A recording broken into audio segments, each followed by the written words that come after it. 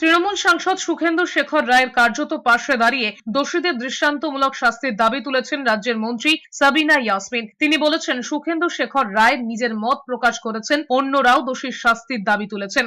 তিনিও দুই মেয়ের মা, তাই তিনিও চান সিবিআই দ্রুত তদন্ত শেষ করে দোষীদের দৃষ্টান্তমূলক শাস্তি দিক। তার দাবি, এমন কড়া আইন আনা হোক যাতে কেউ ধর্ষণ করার আগে হাত পা কাঁপে। কোনোভাবেই এই ঘটনাকে মেনে নেওয়া যায় না বলে জানিয়েছেন সাবিনা ইয়াসমিন। রবিবার মালদা মেডিকেল কলেজ হাসপাতালে গিয়ে আন্দোলনরত চিকিৎসকদের পাশে থাকার আশ্বাস দেন। তার সঙ্গে ছিলেন সুজাপুরের বিধায়ক আব্দুল গনি। আন্দোলনের পাশাপাশি সাধারণ মানুষ যাতে পরিষেবা থেকে বঞ্চিত না হয় তার জন্য অনুরোধও করেছেন।